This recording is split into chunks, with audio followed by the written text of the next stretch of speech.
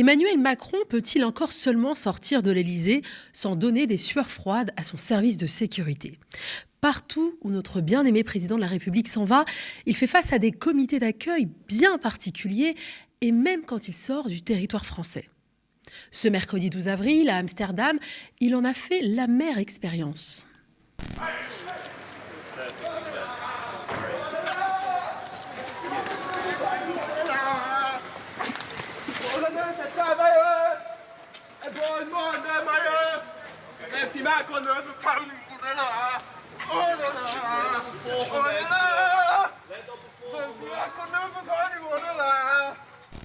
Ah, qu'est-ce que c'est beau, l'hymne des Gilets jaunes chanté avec ce charmant accent néerlandais.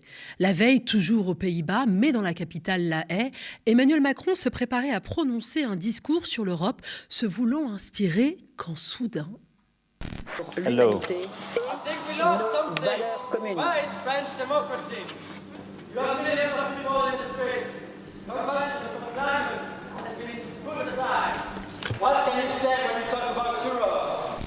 Et bim ! Notons qu'une pancarte rebaptisant le chef de l'État français président de la violence et de l'hypocrisie était bien en vue avant l'évacuation des contestataires de la salle. Bien évidemment, Macron a voulu répondre à ses détracteurs une fois qu'ils avaient été mis dehors. Social. En France, nous sommes une démocratie. Nous vivons la démocratie. Vous pouvez manifester. Vous pouvez manifester, oui. Vous pouvez aussi vous faire rouler dessus par une moto de la Bravem, passer un petit week-end détente en garde à vue préventive et vous faire éborgner ou mutiler. C'est ça, la démocratie. Mais il n'y a pas qu'aux Pays-Bas que Macron se fait alpaguer. On se souvient qu'il s'était barré en Espagne avec une bonne partie du gouvernement lors de la première journée d'action et de mobilisation contre la réforme des retraites. Misère! Il avait été accueilli notamment par un jeune militant français vivant en Espagne qui a très vite enlevé sa chemise arborée un t-shirt lui rappelant ce qu'il voulait oublier. Bim! Le service d'ordre lui est tombé dessus. À l'époque, il avait raconté sa mésaventure à notre collègue Jamin Sandley.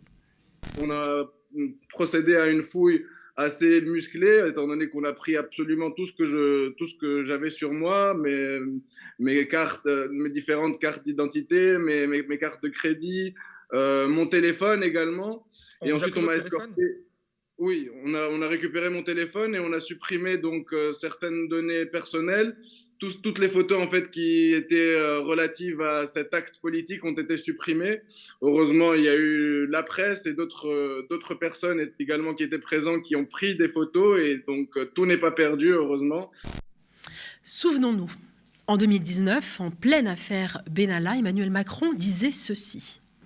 Et s'ils cherchent un responsable, dites-leur chaque jour, vous l'avez devant vous. Le seul responsable de cette affaire, c'est moi. S'ils veulent un responsable, il est devant vous. Qu'ils viennent le chercher. Et ce responsable, il répond au peuple français et au peuple souverain. Ces dernières semaines, dans l'Hexagone, les Français ont décidé de le prendre au mot. Tente-t-il d'aller à Savigny-les-Lacs, dans les Hautes-Alpes, pour préparer son plan sur l'eau, à quelques jours de la manifestation contre les méga-bassines à Sainte-Soline ? Eh bien, la promenade lacustre de celui qu'Olivier Besancenot appelle le pyromane de l'Élysée est interrompue par des manifestants.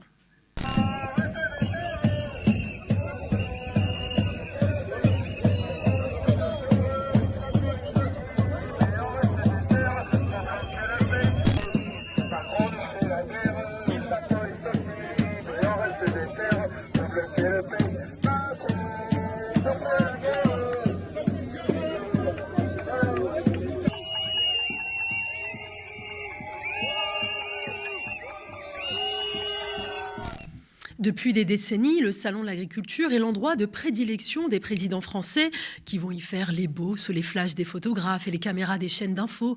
Mais même ce moment de bonheur, les Gaulois réfractaires l'ont retiré à notre Jupiter incompris.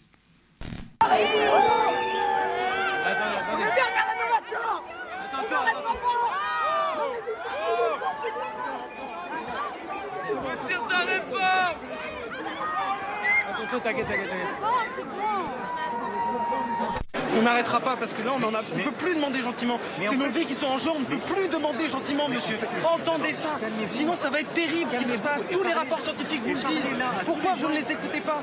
Pourquoi Regardez ça. Pourquoi vous... Non, vous ne faites pas pour ça. Vous vous menez dans le gouffre des millions. Si jamais vous ne faites rien, il y aura des gens qui iront en prison. On ne s'arrêtera pas. Il n'y aura rien qui nous arrêtera. J'ai fini ce que j'avais à dire. Mais revenons à l'international et à la perception d'Emmanuel Macron à l'étranger en ce moment de crise en France. On se souvient que le nouveau roi d'Angleterre, Charles III, avait été contraint d'annoncer l'annulation de sa première visite d'État qui devait avoir lieu en France. Et c'est depuis la Belgique qu'il avait dû le faire. À partir du moment où hier soir, l'intersyndicale a annoncé une nouvelle journée de mobilisation mardi et que la visite du roi était prévue de lundi à mercredi, je pense que nous ne serions pas sérieux et nous manquerions d'un certain bon sens à proposer à Sa Majesté le roi et à la reine consort de venir faire une visite d'État au milieu des manifestations. Mais la honte, l'aveu d'impuissance, c'est d'autant plus fâcheux que, comme d'autres présidents de la Ve République, Emmanuel Macron aime bien briller à l'étranger dans des objectifs bassement domestiques, surtout quand il est en difficulté à domicile. On se souvient comment il avait joué la carte président de l'Europe avant l'élection présidentielle de 2022, notamment pour empêcher tout vrai débat avec ses adversaires sur les sujets de fond avant le premier tour.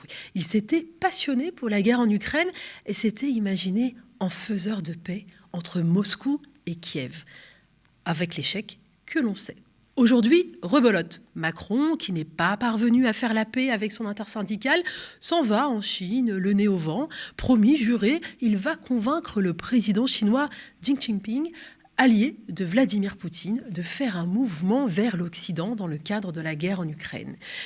Et comme on pouvait s'y attendre...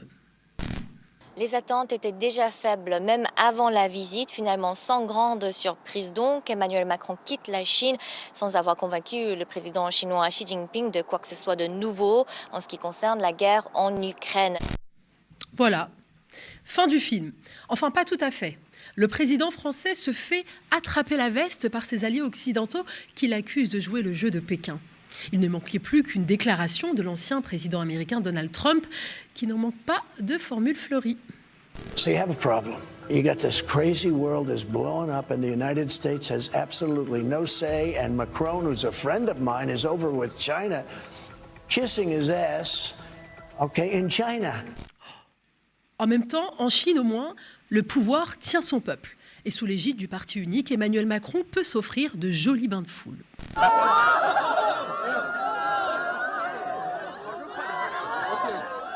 En voilà un pays qui sait se tenir sage. Gaulois réfractaires, prenez-en de la graine.